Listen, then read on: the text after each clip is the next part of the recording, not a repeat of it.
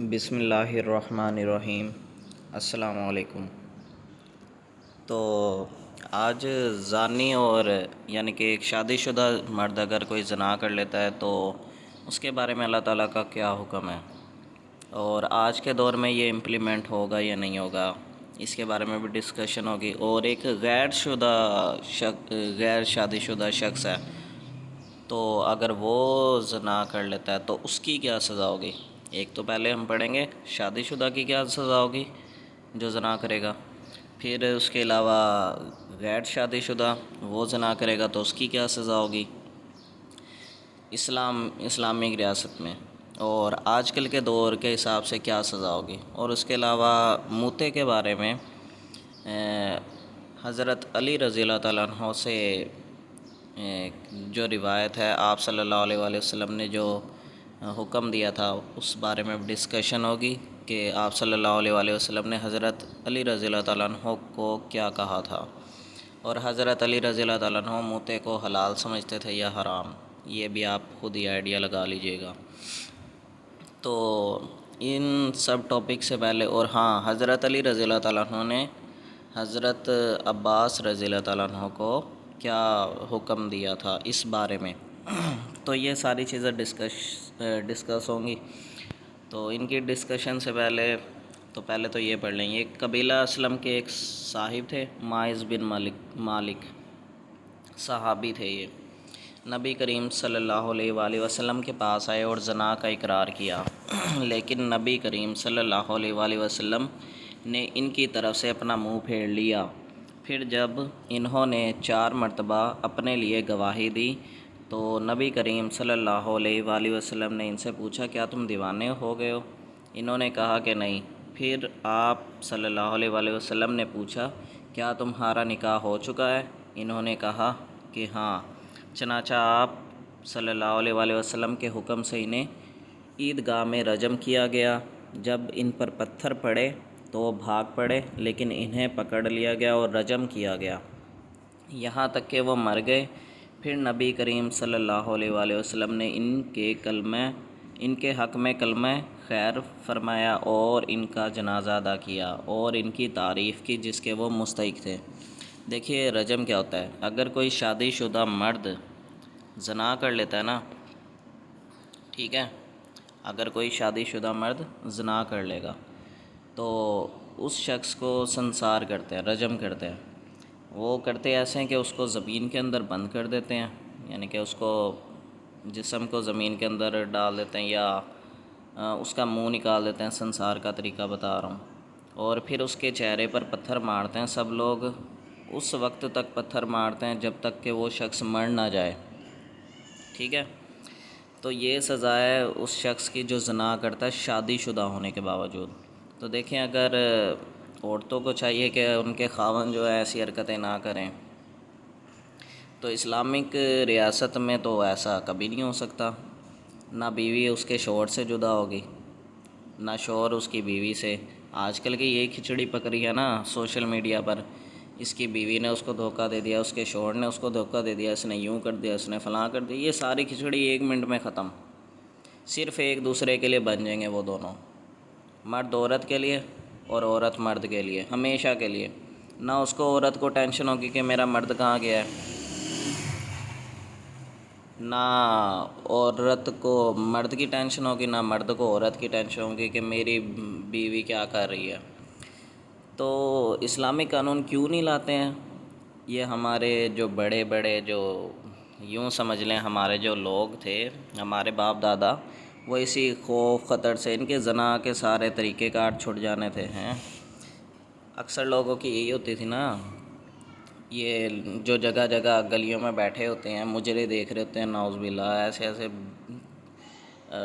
استغفار سوری، کہ جو گندی فحاشی کے اڈے کھولے ہوئے ہیں، ٹھیک ہے، یہ سارے بند ہو جانے تھے، ٹھیک ہے۔ جگہ جگہ یہ جو برے کام ہو رہے ہیں، اور مردوں کی ساری عیاشیاں ختم ہو جانی تھی، ٹھیک ہے۔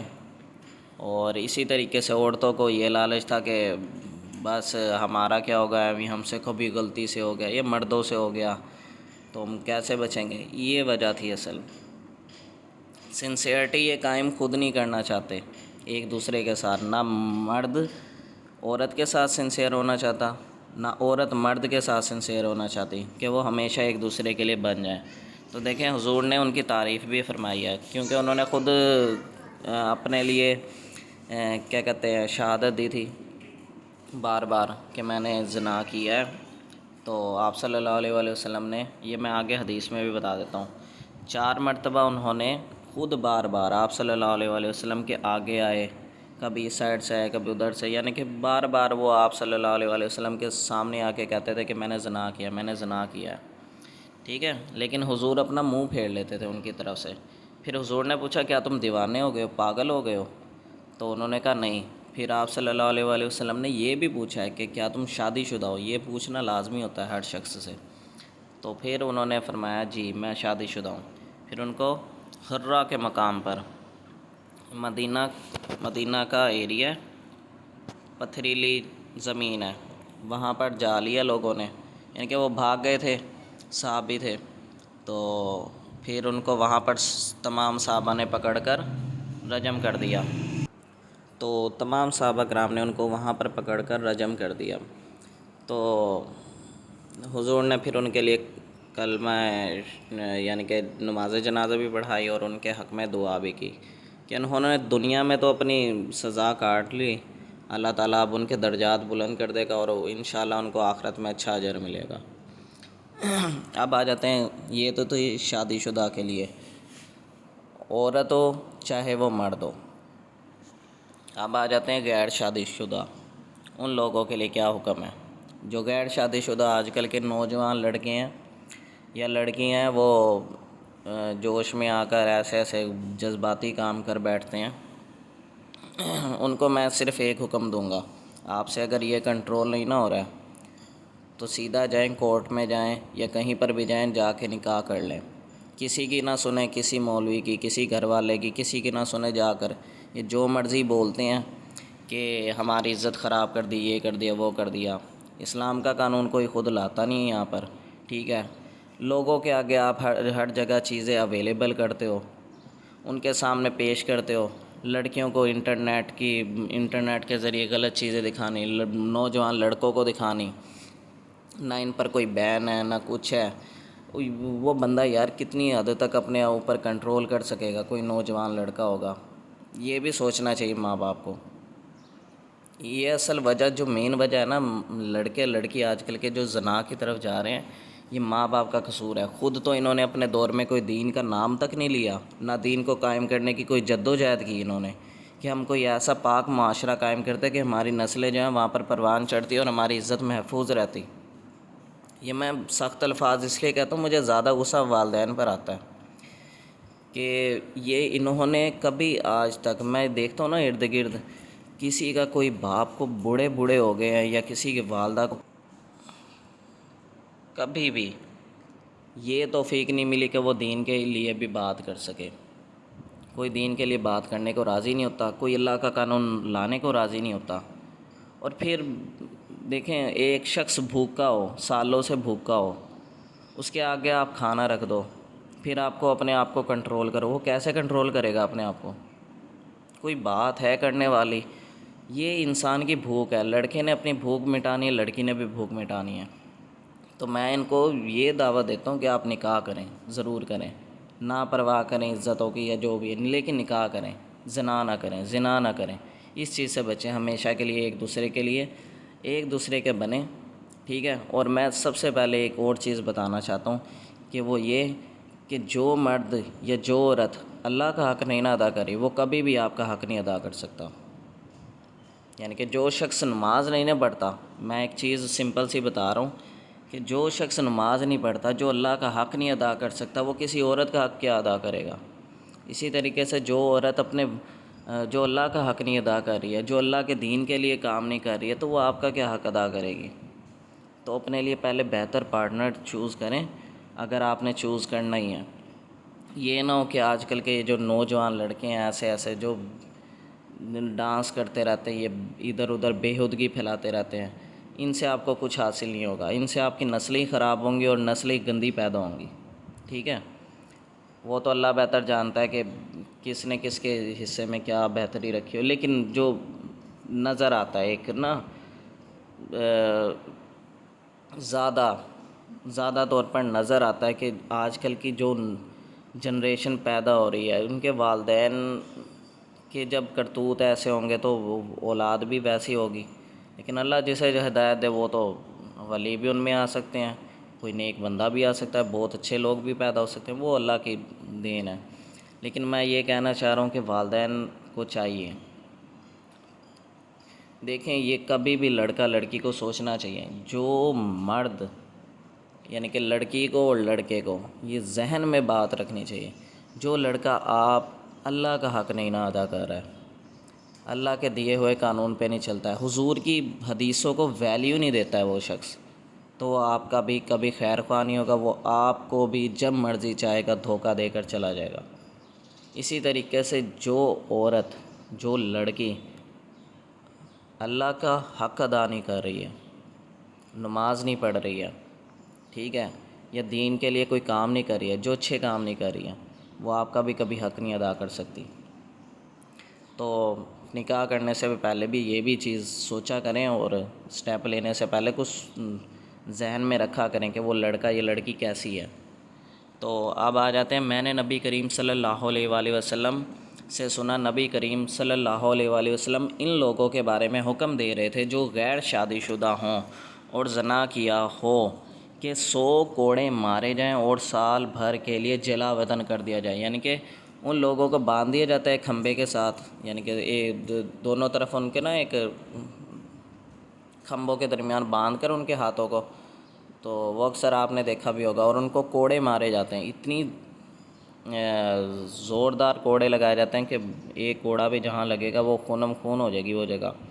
تو 100 کوڑے لگتے ہیں ایسے شخص کو، غیر شادی شدہ کو، کیونکہ اس کے لیے تھوڑی گنجائش ہے، کیونکہ وہ بھوکا بھیڑیا ہی تھا سمجھو ایک قسم کا. تو اور اس کو ملک سے بھی نکال دیا جائے 1 سال کے لیے. تو عمر بن خطاب رضی اللہ تعالیٰ عنہ نے جلا وطن کیا تھا، پھر یہی طریقہ قائم ہو گیا. تو یہ آپ پڑھ بھی سکتے ہیں انگلش میں بھی. تو میں یہ اس لیے کہنا چاہ رہا ہوں، اور اسی طریقے سے اللہ تعالیٰ نے کہا ہے پاک مرد پاک عورتوں کے لیے اور پاک عورتیں پاک مردوں کے لیے، اور مومنوں پر حرام ہے کہ وہ کسی بھی خراب مرد سے شادی کریں. یعنی کہ ایک لڑکی اگر نیک ہے نا تو اس پر بالکل حرام ہے، قطعاً حرام ہے، وہ اپنے والدین کا بھی حکم نہیں مان سکتی، کیونکہ یہ اللہ کا قرآن مجید میں حکم ہے کہ وہ کسی بھی خراب مرد سے شادی نہیں کر سکتی، نہ اسی طریقے سے خراب عورت سے کوئی نیک مرد شادی کر سکتا ہے. یعنی کہ زانی جس طریقے سے ہوتے ہیں نا مرد اور عورت، اگر آپ کو پتہ ہے کہ وہ زانی ہے اور آپ پاک دامن ہیں تو آپ پر حرام ہے کہ آپ ان سے شادی کریں. تو یہ آ گئی بات. اس کے بعد یہ پچھلی حدیث تھی. اب موتے کے بارے میں آ جاتے ہیں. یہ جو موتا جو بنایا ہوا ہے، یہ اصل میں یوں سمجھ لیں کہ کچھ عرصے کے لیے نا ریلیشن شپ ہوتا ہے میاں بیوی کے درمیان. میں تھوڑا سا بتا دیتا ہوں، 3 یا 3 سے زیادہ دن کا. یہ اس دور میں ہوتا تھا جب جنگوں کا دور ہوتا تھا، اور صحابہ کرام رضی اللہ تعالیٰ عنہ نے اپنی خواہشات نفسانی کو پورا کرنا ہوتا تھا، اور یہ ناپسندیدہ کام ہے. ٹھیک ہے، اب آپ یہ ذرا نام پڑھ لیں، یہ کن سے روایت ہے. یہ علی بن ابی طالب رضی اللہ تعالیٰ عنہ، ان سے روایت ہے یہ حدیث. ٹھیک ہے، تو پہلے تو یہ مولا علی رضی اللہ تعالیٰ عنہ کے بارے میں پڑھ لیں کہ یہ ان سے روایت ہے. اور انہوں نے فرمایا، نبی کریم صلی اللہ علیہ وآلہ وسلم نے غزوہ خیبر کے موقع پر عورتوں سے متے کی ممانعت کی تھی. یہ کون کہہ رہے ہیں؟ مولا علی رضی اللہ تعالیٰ عنہ یا مولا علی علیہ السلام، جو بھی. تو اس چیز پر اتنا وہ کرٹیسزم کی ضرورت نہیں ہے. میں نبی نہیں سمجھتا ہوں یا جو بھی ہے نہ. وہ ایک حدیث تھی بخاری میں ہی کہتے ہیں کہ نبی کے ازواج یا نبی کے گھرانے کے ساتھ آپ لگوا دیں نا علیہ السلام تو کوئی فرق نہیں ہے.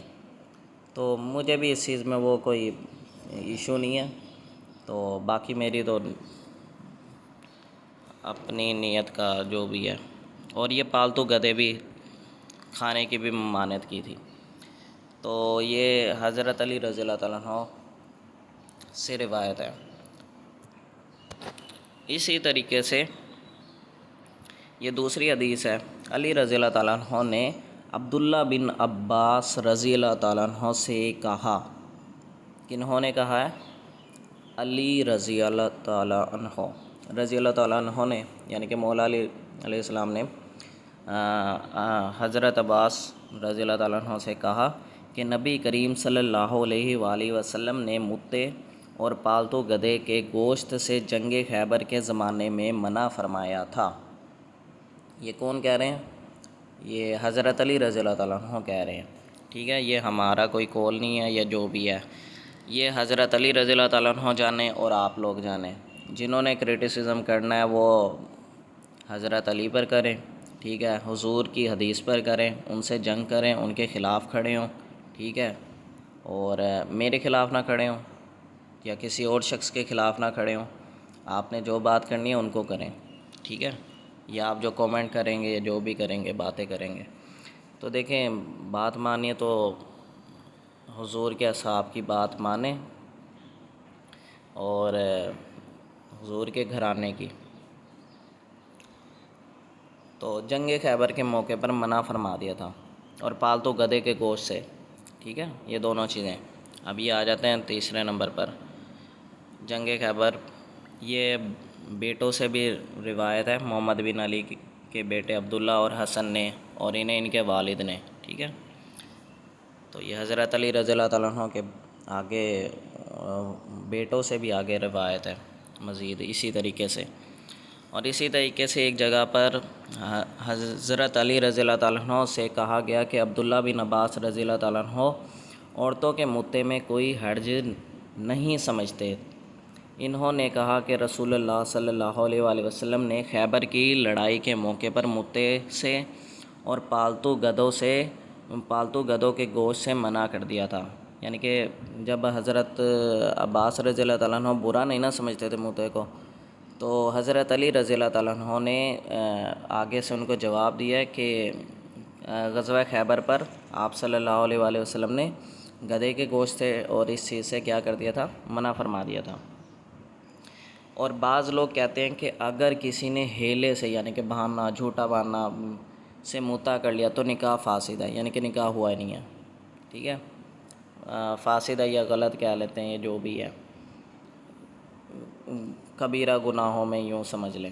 ٹھیک ہے، اور بعض لوگوں نے کہا کہ نکاح جائز ہو جائے گا اور میعاد کی شرط باطل ہو جائے گی، یعنی کہ وہ پھر ہمیشہ کے لیے آپ کی بیوی ہو جائے گی. اگر آپ نے متے کی نیت کی ہے قصد دلی سے، وہ آپ کی ہمیشہ کے لیے بیوی ہوگی.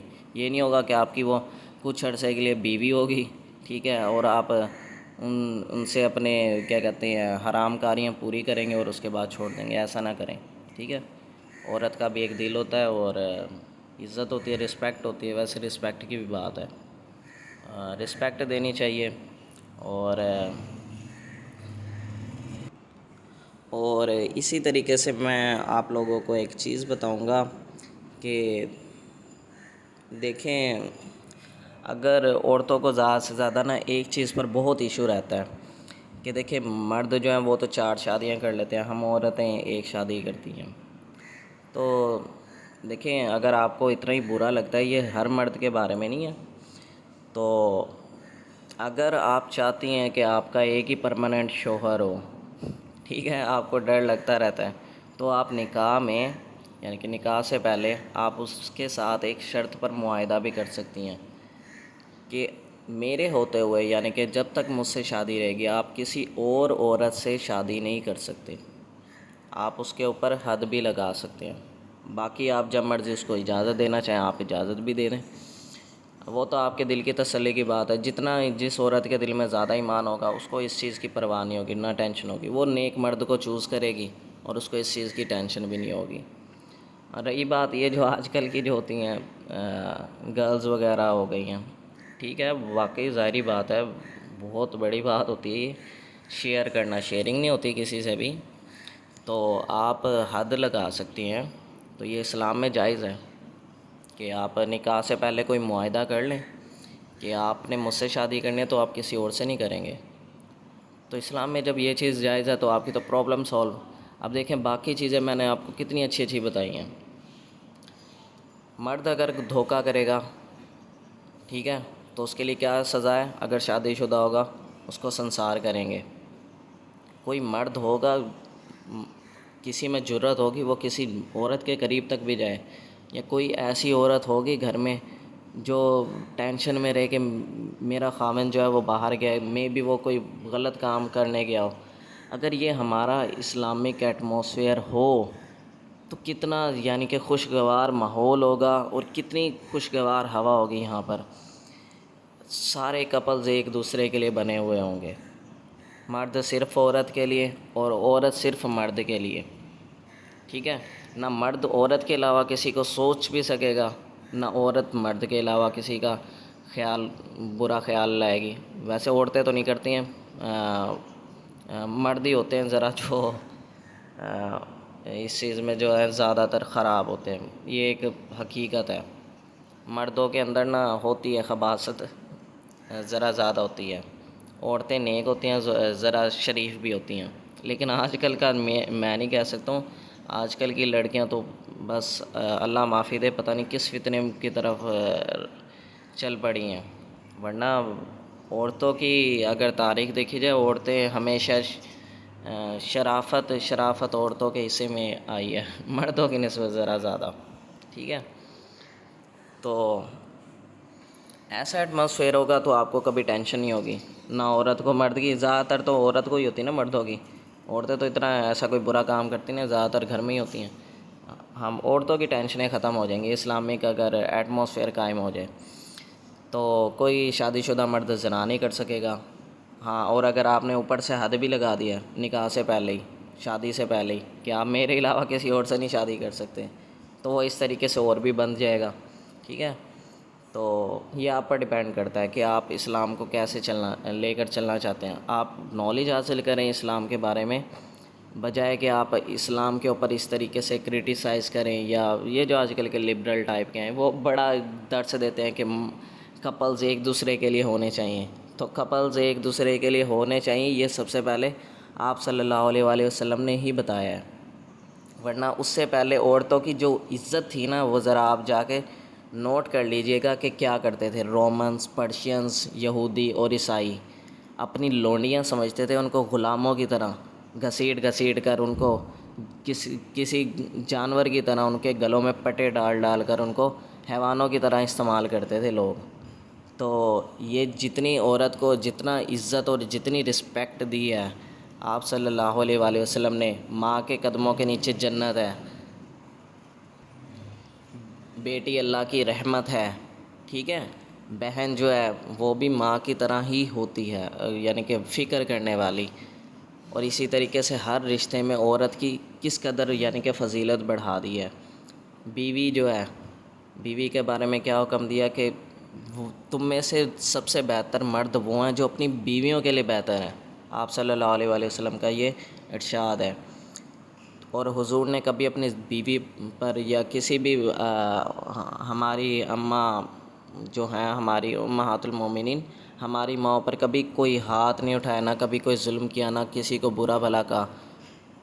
تو ذرا اندازہ لگائیں اس چیز سے کہ حضور نے کتنی رسپیکٹ دی ہے عورتوں کو۔ یہ جو نام نہاد کے لبرلز، ملحد قسم کے لوگ، ایتھیسٹ ٹائپ کے لوگ ہوتے ہیں، ان سے ذرا آج کل کی نوجوان نسل متاثر بھی ہو جاتی ہے۔ حضور صلی اللہ علیہ وآلہ وسلم مرد کو عورت کے لیے بنانے آئے تھے اور عورت کو مرد کے لیے بنانے آئے تھے، یعنی کہ وہ ایک دوسرے کے علاوہ دنیا میں کسی اور کا غلط مائنڈ کبھی نہ لائیں۔